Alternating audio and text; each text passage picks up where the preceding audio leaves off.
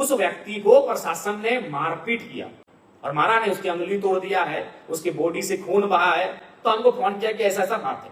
तो हमने प्रशासन से बात किया कि भाई क्या बात है, क्यों आप ऐसा किए, आप कार्रवाई करिए।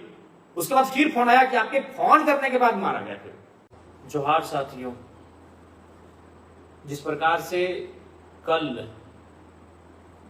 हजारीबाग, गिरिडीह और रांची में और झारखंड राज्य के कई जिला मुख्यालयों में छात्रों के द्वारा मुख्यमंत्री जी का पुतला दहन कार्यक्रम के दौरान जो लाठीचार्ज किया गया और उस लाठीचार्ज में पुलिस के द्वारा बरसाई जा रही लाठियों के साथ जो लाठियां एक और विशेष समूह के लोगों द्वारा बरसाई गई, उसके बाद ये मन में ये सवाल आ रहा है कि झारखंड राज्य में लाठीचार्ज करने का अधिकार केवल पुलिस प्रशासन को नहीं बल्कि झारखंड मुक्ति मोर्चा के कार्यकर्ताओं को भी नहीं। आप सभी ने देखा झारखंड राज्य के विभिन्न जिलों में छात्रों के द्वारा मुख्यमंत्री जी के पुतला दहन कार्यक्रम में जिस प्रकार बर्बरता से लाठीचार्ज किया गया वह निंदनीय है। और सबसे आश्चर्यजनक बात कि उन्होंने किस कॉन्फिडेंस के साथ प्रेस कॉन्फ्रेंस किया, उनकी बॉडी लैंग्वेज, उनकी शारीरिक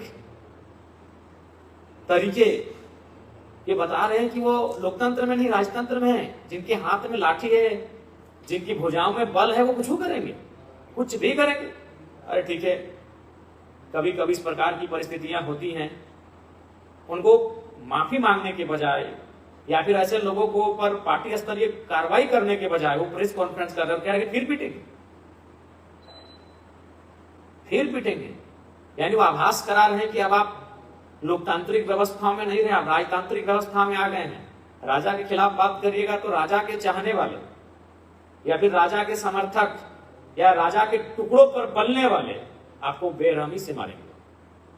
खासकर गिरिडीह की जो तस्वीर आई, उस तस्वीर से तो देखकर ऐसा ही लगता है कि जिनकी भुजाओं में बल है, जिनकी बाजुओं में ताकत है, वह लोकतांत्रिक मूल्यों पर शायद विश्वास नहीं करते। और साथ ही साथ भुजाओं के बल को, बाजुओं के बल को अगर संविधान में संवैधानिक पदों पर बैठे लोगों का संरक्षण मिल जाए तो फिर क्या कहने। आप सबों ने देखा, और मैं मुख्यमंत्री महोदय से एक मुख्यमंत्री होने के नाते आज नहीं, झारखंड मुक्ति मोर्चा जो राज्य की सबसे बड़ी पार्टी है, उस पार्टी का केंद्रीय अध्यक्ष होने के नाते श्री हेमंत सोरेन जी पार्टी के केंद्रीय अध्यक्ष हैं, और पार्टी के केंद्रीय अध्यक्ष होने के नाते मैं उनसे मांग करता हूं कि अगर आपकी पार्टी लोकतांत्रिक मूल्यों के बुनियाद पर तैयार हुई पार्टी है, यदि आपकी पार्टी का जो संविधान है वो लोकतांत्रिक मूल्यों पर आधारित है, तो जिन लोगों ने लाठीचार्ज ओपन किया है और बड़े गर्व के साथ धमकियां भी दे रहे हैं, कोई विनोद जी हैं रामगढ़ में, धनबाद में कुछ लोग चाय पीने चले आ गए कि मारपीट करेंगे अगर कोई प्रोटेस्ट करेगा तो, और गिरिडीह में तो सब आपने देखा। तो आप पार्टी के केंद्र अध्यक्ष होने के नाते मैं मुख्यमंत्री श्री हेमंत सोरेन जी से आग्रह करूंगा कि ऐसे लोगों पर कार्रवाई करने के लिए आप जिला कमेटी को निर्देशित करें। अगर वो केंद्र के पदाधिकारी हैं तो आप स्वयं या फिर पार्टी के महासचिव द्वारा उनको कारण बताओ नोटिस या फिर निष्कासन करें, और नहीं तो याद रखिएगा जो मारने वाले लोग थे वो 40, 45, 50 साल के थे, अधेड़ लोग थे, आधी उम्र के लोग थे, और मार खाने वाले 25, 30 साल के नौजवान थे।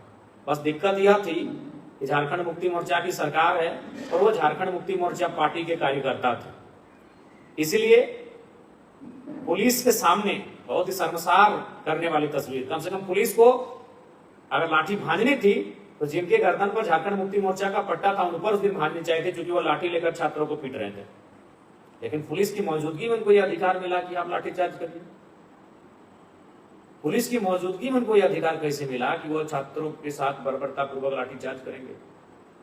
इसलिए मुख्यमंत्री जी आप कार्रवाई करिए, और नहीं तो मैं तमाम छात्रों से एक बात जरूर कहूंगा कि जो मारने वाले थे ना मेरे भाई, मेरे जितने भी भाई, कुछ बहनों ने भी कुछ लाठियां खाई हैं, उनको भी लाठियां भांजी गई हैं, तो मैं स्पष्ट उन भाइयों से बहनों से कहूंगा कि जो लाठी चार्ज करने वाले थे वो 40, 45, 50, 55 साल के थे, आप 25, 30 साल के हैं। उन चेहरों को याद रख लीजिएगा। कभी कभी लगता है ये निश्चित ही ये गांधी का देश है, ये बुद्ध का देश है, लेकिन कभी कभी उद्धम सिंह के रास्ते को अपनाना पड़ता है, क्योंकि उद्धम सिंह का भी तो देश है, जिन्होंने जनरल डायर को लंदन में घुस के मारा था।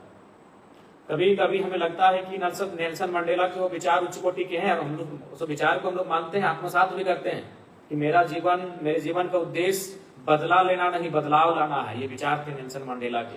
लेकिन कभी कभी लगता है उद्धम सिंह बन के बदला भी लेना चाहिए। तो मैं तमाम छात्रों से यही कहना चाहूंगा, समय बलवान होता है। पुलिस अभी झारखंड मुक्ति मोर्चा के नेताओं की जी हुजूरी करने में व्यस्त है, लेकिन उन चेहरों का याद रखिए। अगर कानूनी कार्रवाई होती है तो ठीक है, नहीं तो आप 25-30 साल के हैं, वो 40-45 साल के थे। वो 40-45 साल के थे मेरे भाई। समय मिलेगा, पर्व त्योहार मिलेगा, मेला मिलेगा, पिकनिक मिलेगा, कहीं मिल जाएंगे वो लोग। और आपके अंदर जो टीस है, जो गुस्सा है, क्योंकि हम भी एक संवैधानिक पद पर हैं, लेकिन कब तक इस तरह के आसपास के वातावरण को देखकर कब तक चुप रहें? इसीलिए हम सीधा तो नहीं कहेंगे, क्योंकि मेरे लाइव को कई सारे चैनल, सम्मानित चैनल उठाकर उसको डाल भी देंगे। ना जाने मेरे द्वारा कही गई कुछ शब्दों को तोड़ मड़ोड़ के भी प्रस्तुत किया जा सकता है। इसीलिए मैं स्पष्ट कहना चाहूंगा, उनकी उम्र 40-45 थी, आपकी 20-25 थी, बाकी आप आगे समझ लें। पहचानते हैं, वो मीडिया में है, अकड़ के उन्होंने प्रेस कॉन्फ्रेंस किया है कि जो मुख्यमंत्री की, अरे भाई कहां से आते हो यार? पार्टी का, भारत का संविधान तो है ही, पार्टी का भी एक संविधान होता है, और वो पार्टी का संविधान भारत संविधान के निर्देश से ही चलता है। और आपको जानकारी होना चाहिए, इस देश में जहां तक मुझे जानकारी है, हो सके मेरी जानकारी को आप करेक्ट करिएगा, राष्ट्रपति और राज्यपाल का पुतला दहन नहीं होता है। राष्ट्रपति, माननीय राष्ट्रपति, माननीय राज्यपाल, केवल इनका पुतला दहन नहीं होता है। बाकी मुख्यमंत्री हो, प्रधानमंत्री हो, केंद्रीय मंत्री हो, गृह मंत्री हो, रक्षा मंत्री हो, राज्य के शिक्षा मंत्री हो, स्वास्थ्य मंत्री हो, कोई नहीं, उनका पुतला दहन ये राइट है, ये अधिकार है। आर्टिकल 19 के तहत, अनुच्छेद 19 के तहत ये अधिकार है। जहां तक मेरी समझ और जानकारी, मेरी समझ को आप दुरुस्त भी कर सकते हैं अगर मैं गलत कह रहा हूं तो। राष्ट्रपति और राज्यपाल का पुतला दहन नहीं किया जा सकता। मुख्यमंत्री का तो रोज होगा, रोज अगर वो कुछ गलत काम करेंगे, उस राज्य में कहीं गलत कुछ होगा तो मुख्यमंत्री दोषी होंगे। शासन की व्यवस्था, प्रशासन की व्यवस्था, जो कुव्यवस्था, जहां गड़बड़ियां पाएंगी, जहां त्रुटियां पाई जाएंगी, मुख्यमंत्री क्यों नहीं होगा भाई? और ऐसे में अरे भाई, आप अगर मुख्यमंत्री श्री हेमंत सोरेन जी को कोई शारीरिक क्षति पहुंचाता तो चलिए आप उनको, वो आपको खर्चा पानी देते हैं, ठेका देते हैं, टेंडर देते हैं, 2 रुपया कमाते हैं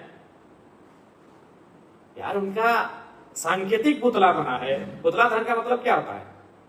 प्रतीक के रूप में उस व्यक्ति का, पुआल का,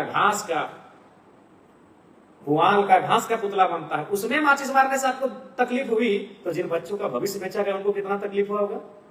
यहाँ झारखंड मुक्ति मोर्चा के कार्यकर्ताओं को इस बात को समझना चाहिए। आपको इतनी तकलीफ हुई कि आपके एक पुआल का, एक घास का ढांचा बना था, जो हम लोग एक घास का, एक पुआल का एक ढांचा बना था, एक उसमें बस उसको मान लिया गया कि मुख्यमंत्री हेमंत सोरेन का सांकेतिक या प्रतीक के रूप में वो उनका पुतला है, उसमें आपको तकलीफ हुई।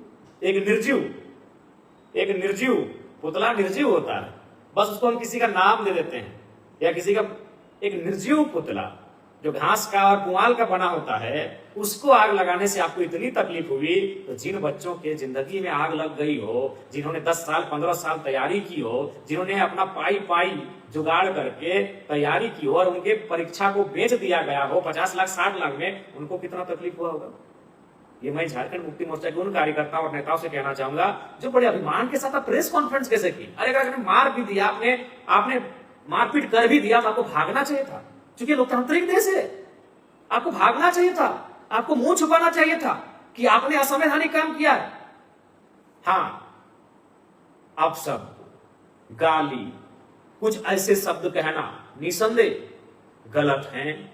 आप जिला अध्यक्ष, झारखंड मुक्ति मोर्चा का जिला अध्यक्ष, अपने लेटर पैड में थाना प्रभारी को लिख के देता कि फलाना नाम का व्यक्ति हमारे मुख्यमंत्री के खिलाफ आप शब्दों का प्रयोग किया है, इस पर कार्रवाई करें।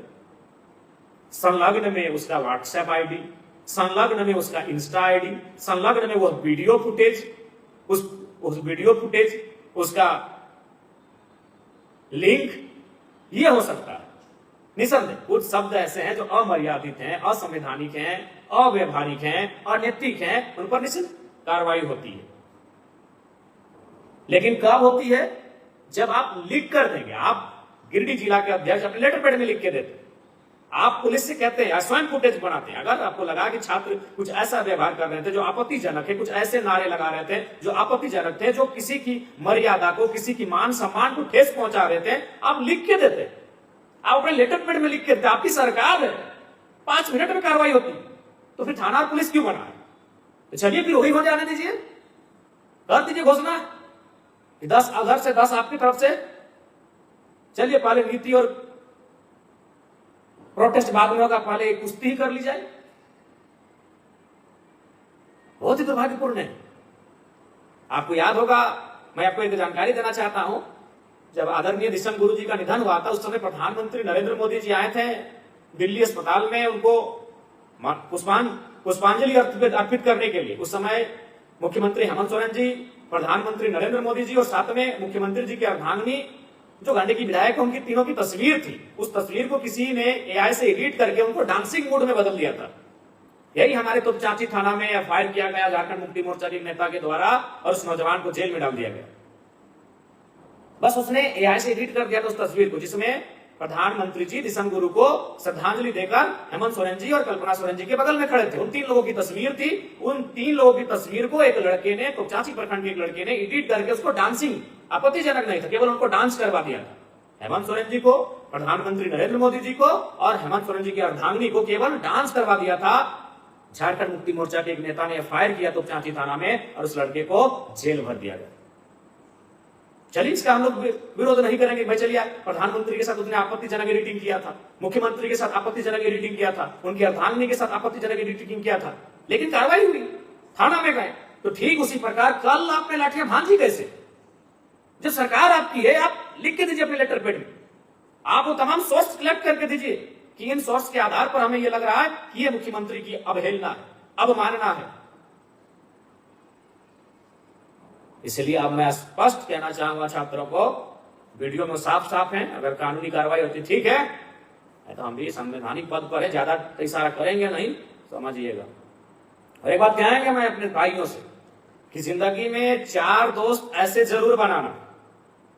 मैं तमाम साथियों से कहूंगा कि जिंदगी में 4 दोस्त ऐसे जरूर बनाना जो भले तुम्हारे साथ मूवी देखने ना जाएं, जो भले तुम्हारे साथ मैच खेलने ना जाएं, जो भले तुम्हारे साथ लॉन्ग ड्राइव पर ना जाएं, जो भले तुम्हारे साथ पिकनिक पर ना जाएं, जो भले तुम्हारे साथ टूर पर ना जाएं, लेकिन अगर तुम्हारे मुंह से उफ तक निकल गई, अगर तुम्हारी मुंह से उफ और आह निकल गई, और अगर तुम सही हो और जिसके कारण तुम्हारे मुंह से उफ और आह निकली है, उसकी धज्जियां उड़ा दे, एक दोस्त ऐसा जरूर बनाना।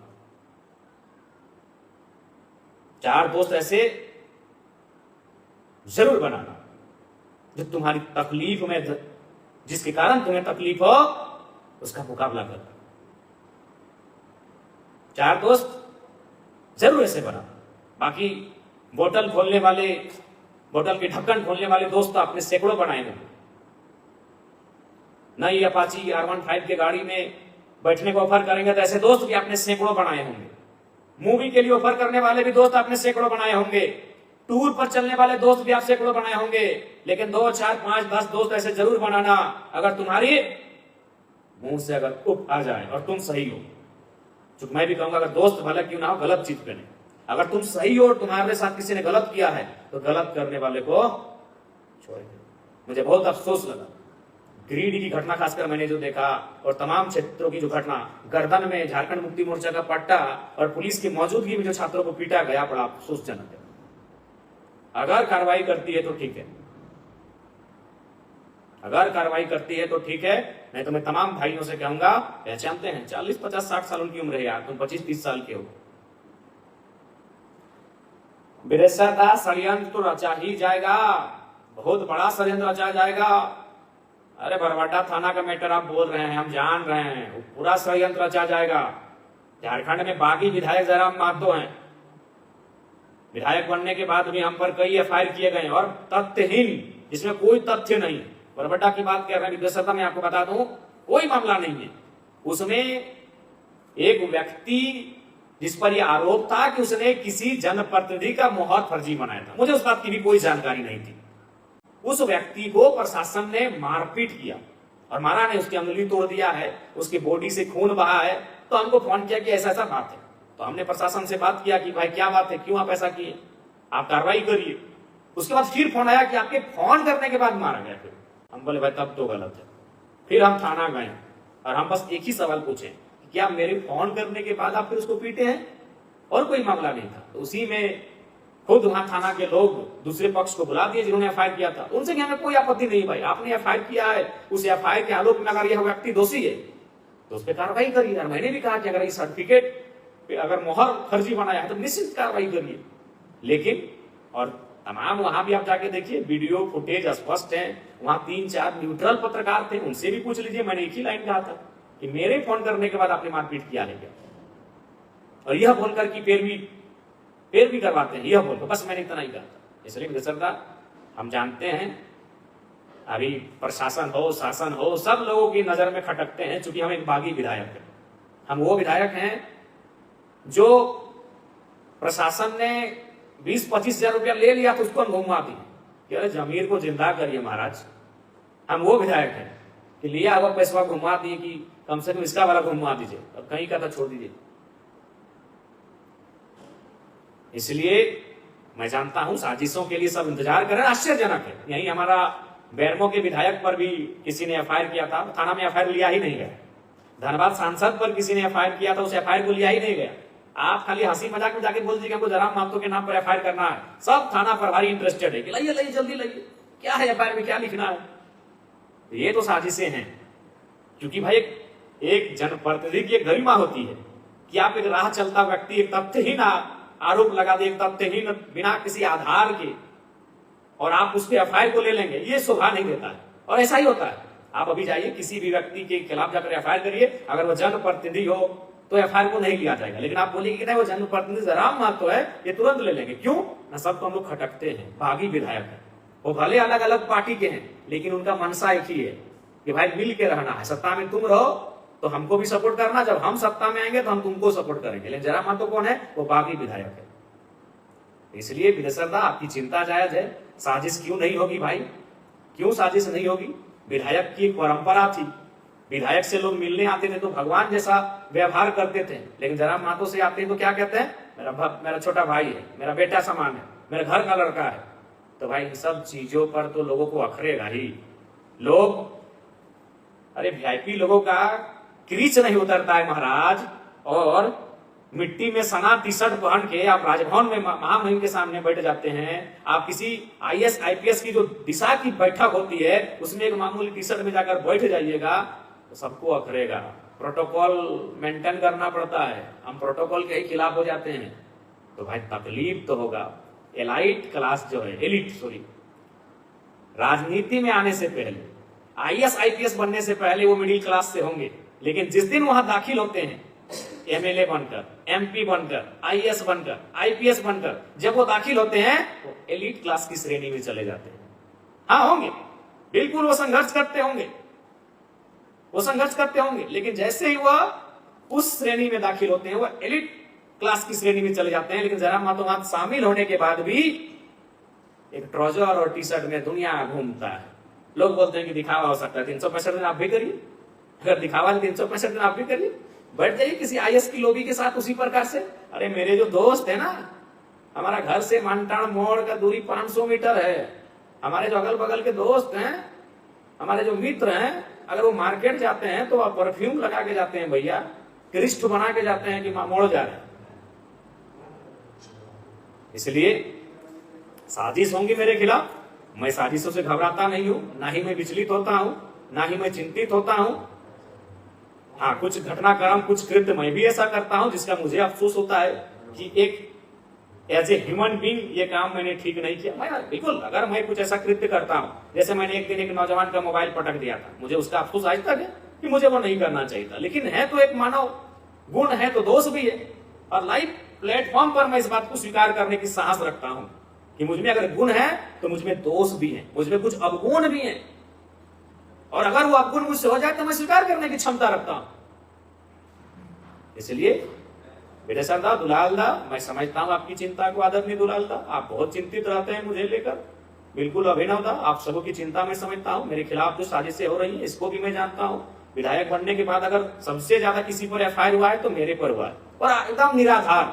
रांची में एक एफआईआर हुआ था, आपने सुना होगा, उसमें एफआईआर को पढ़िएगा, हमको तो हंसी लगा था कि केवल उसको हम फोन किए थे और हमारा नाम एफआईआर में डाल दिया गया। वेदांता के एफआईआर की मेरा फोटो था बैनर में, मेरा फोटो था बैनर में, इसलिए हम पे एफआईआर हो गया, मेरा फोटो था बैनर में। अब अगर बीजेपी के लोग अगर झारखंड में प्रोटेस्ट करें तो मोदी जी की फोटो तो रहेगी, अमित शाह की तो फोटो रहेगी, पार्टी के बड़े नेता हैं, तो क्या उन पे एफआईआर करेंगे? तो मेरी फोटो थी वहां पे उस कार्यक्रम में। ऐसे कई एफआईआर हमारे नाम पर हुए। तो बरबट्टा का मामला भी वही है, बाकी वहां 3-4 न्यूट्रल पत्रकार थे, उनसे पूछिएगा हमने क्या कहा।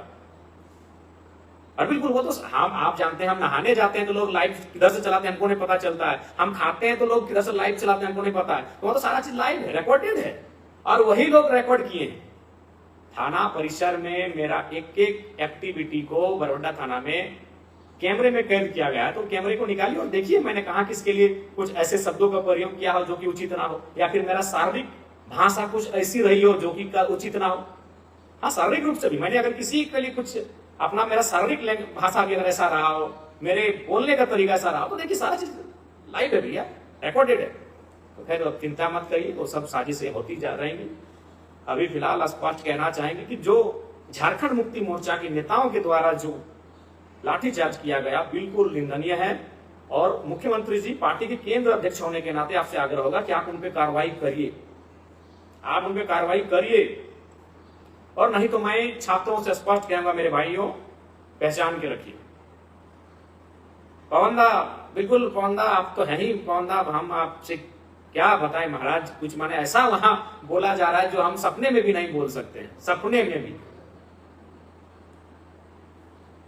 निर्भयदा जी गोविंदा, तो इसलिए आज का हमारा जो कहना था कि जो भी छात्रों के साथ हुआ, जेएमएम के कार्यकर्ताओं का कोई राइट नहीं बनता है, कोई अधिकार नहीं बनता है उनके साथ लाठीचार्ज करने का।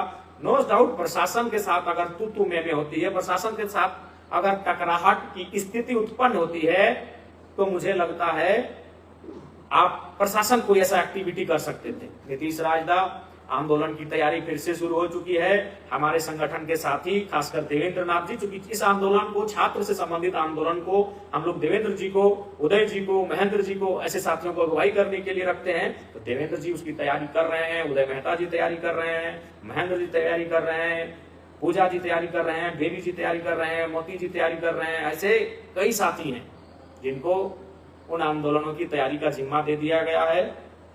अरे भाई, हम लोग गर्दन काहे दबा देंगे मुकेश दा? आपको लग रहा है तो उसका फोटो तो वीडियो होना चाहिए, तो ऐसा नहीं यार। आपको याद होगा पिछले और एक बार लगा दिया था कि हम उसको यार, ये आरोप अब नॉर्मल हो चुका है। जहां तक तैयारी की सवाल है, प्रेम नायक जी हैं, कुश महतो जी हैं, हमारे रांची के तमाम जो साथी हैं, गुना भगत जी हैं, पंचम मेहता जी हैं, बहुत संजय जी हैं, हमारी कोल्हान टीम है, सभी लोग आंदोलन की तैयारी में लगे हैं। 24 तारीख को नेमरा से एक पदयात्रा आरंभ होने वाला है, और उस पदयात्रा के माध्यम से हम लोग गांव-गांव तक जाएंगे और लोगों को बताएंगे कि मुख्यमंत्री हेमंत सोरेन जी बहुत ही गलत कार्य कर रहे हैं, और उनको कहेंगे कि आप अपने बच्चों को क्यों पढ़ाते हैं। यदि आप अपने बच्चों को इसलिए पढ़ाते हैं कि बड़ा होकर वो एक नौकरी करें, तो उस उम्मीद को छोड़ दीजिए, क्योंकि आपको 60 लाख रुपए जमा करके रखना होगा, तभी इस राज्य में नौकरी हो पाएगा। हम लोग गांव-गांव जाएंगे, हर एक चौक चौराहों में लोगों से संवाद करेंगे, एक तरह से पदयात्रा करेंगे, पूरे राज्य का भ्रमण करेंगे, और राज्य के हर एक व्यक्ति तक ये मैसेज पहुंचाने का काम करेंगे कि इस राज्य जी अरुणदा, कि यहाँ हेमंत जी, कि यहाँ की सरकार छात्रों के साथ गलत कर रही है, आपके भविष्य को बेचने का काम किया जा रहा है। स्पष्ट कहना चाहूंगा। इसलिए आंदोलन की तैयारी हो चुकी है, आंदोलन की रूपरेखा भी देखिए। माइंस एंड मिनरल्स जो विधेयक आया है, संशोधन, उस पर हमने स्पष्ट कह दिया है कि हम लोग उसमें राज्य के साथ खड़े हैं, बिल्कुल वो राज्य के लिए अहितकारी है। और मैं आपको स्पष्ट कहना चाहूंगा, उस बिल के विरोध में हमारा संगठन भी है, क्योंकि हमारा उद्देश्य, हमारा मकसद है झारखंड राज्य की खनिज संपदा पर झारखंड के लोगों का हक हुकूक हो, इनका अधिकार हो। प्रेमदा जोहार, जोहार सूरज। इसलिए देवनारायण दा, दरअसल मुद्दा यह है कि कुछ राजनीतिक दल, मैं नाम ना लेता हूं, आप समझ जाएंगे, उनकी जो मीटिंग होती है उस मीटिंग में उनको यही कहा जाता है, सबसे पहले उनका मोबाइल फोन ऑफ करवाया जाता है और एक डिब्बे में डाल दिया जाता है, और उनको ये संदेश दिया जाता है कि जयराम महतो विधायक बने हैं सोशल मीडिया से, इसीलिए सोशल मीडिया में उनके खिलाफ रोज कम से कम 4-5 पोस्ट, अगर अच्छा भी काम करे तो उसमें नेगेटिविटी निकाल दो, उसको गलत तरीके से ले जाओ। ये निर्देश है एक पार्टी, विशेष पार्टी के नेता का, सबसे बड़े नेता का निर्देश है। इसीलिए आप लोग भी देखते हैं सोशल मीडिया में कुछ लोग कंटिन्यू, ऐसा लगेगा कि उनके पास अब कुछ काम नहीं है, उनके पास एक ही काम बचा है कि सुबह 6 बजे वो पोस्ट करना है जयराम महतो और उनकी पार्टी के खिलाफ, एक 9 बजे, एक 12 बजे, एक 3 बजे और फिर एक 6 बजे, फिर एक रात के 9 बजे, और उसके बाद सोना है। इसलिए ये केवल सामान्य घटनाक्रम नहीं है, इसमें उनके पार्टी के सबसे बड़े नेता का संदेश है। अब आप कहेंगे मुझे कैसे पता चला, तो एक बात सीधा जान लीजिए, किसी भी संगठन में 150-100 पदाधिकारी होते हैं, और 100 में एक व्यक्ति ऐसा होता है जिसका दिल कहता है कि ना भाई ये तो हमको यहाँ गलत चीज बताया जा रहा है, तो वो किसी से शेयर करता है, और वो जब शेयर करता है तो फिर क्षण के बातें आ जाती हैं हम लोगों के पास। मैं भी कह रहा हूँ कि अगर हमारे संगठन में अगर केंद्रीय समिति की कोई बैठक होगी, क्योंकि हमारी केंद्र समिति में 151 लोग हैं, तो हम आपको गारंटी दे रहे हैं अगर उसमें कुछ भी इंपॉर्टेंट बात होगी लीक होगा ही होगा। अगर कुछ ऐसा बात हुआ जो हम लोग कह देंगे इसको छुपा के रखना है, संभव ही नहीं है। 151 में 1, 2, 3, 4, 5, 10 घर ऐसे होंगे जो दूसरे राजनीतिक दलों को यह बात बता देंगे। तो ठीक उसी प्रकार उनके भी पार्टी में कुछ लोग ऐसे हैं जो उनकी संगठन में क्या हुआ वो शेयर करते हैं, और शेयर करने के क्रम में पता चला कि उनको स्पेशल टास्क दिया जाता है कि दिन में 3, 4, 5 पोस्ट कम से कम जयराम के खिलाफ लिखना है। ऐसा जो पढ़ने से जनता को बहुत ही खराब लगे, लेकिन जनता भी हमारी जान चुकी है कि उनका ये ड्यूटी है। इसलिए मैं मानता हूँ कि रोज उनका जो एक्टिविटी है देवनारायण दा, ये इसी पे आधारित है। आपकी चिंता बिल्कुल जायज है, और बिल्कुल आगे के आंदोलन की तैयारी कर लें, क्योंकि आपने जो रंग रूप देखा वह कतई माने शोभनीय नहीं है। बताइए क्या होगा इस राज्य का? इस राज्य में शेष कुछ बचेगा भी? इस राज्य में कोयला तो लूटा, बालू तो लूटा, खनिज तो लूटा ही लूटा, जमीन तो लूटा ही लूटा, अब नौकरियां भी बेच दी जाएंगी। अरे आउटसोर्सिंग में तो नौकरियां बेच दी गई है, अब झारखंड सरकार भी नौकरियां बेच देंगी आउटसोर्सिंग में। और हरियाणा के लोग 120 नंबर कोठा में ला रहे हैं, 150 बहाली राजस्थान का हुआ था तो मालूम है। तो इसलिए आप निश्चिंत हो जाइए, जो छात्रों का प्रोटेस्ट चल रहा है, जो उनकी चिंताएं हैं बिल्कुल जायज हैं। कुछ फीसदी अभ्यर्थी हैं जो इनोसेंट हैं, ऑनेस्ट हैं, एक्चुअल हैं, रियल हैं, लेकिन एक बहुत बड़ी संख्या उनकी है जिन्होंने सीटों को खरीदा है, जो नेपाल में थे परीक्षा लिखने के लिए, जो बोकारो में बैठे थे, बोकारो में बैठे थे परीक्षा लिखने के लिए। इसलिए आंदोलन जारी रहेगा, नए सिरे से हम लोग आंदोलन को रणनीति तैयार करेंगे। मैं आपको स्पष्ट कहना चाहूंगा, और आंदोलन जब भी होता है, छात्रों की बात जब भी आती है, हमारा संगठन सबसे पहले आपके साथ आके खड़ा होता है। जी मंडल दादा आप सही बोल रहे हैं। जी राजीव दा, 80-90 के दशक का आंदोलन निश्चित ही अगर जरूरत पड़े इस राज्य को, तो इस राज्य के नौजवान बिल्कुल भी पीछे नहीं हटेंगे। बाकी सभी को जोहार, जय झारखंड, जोहार झारखंड।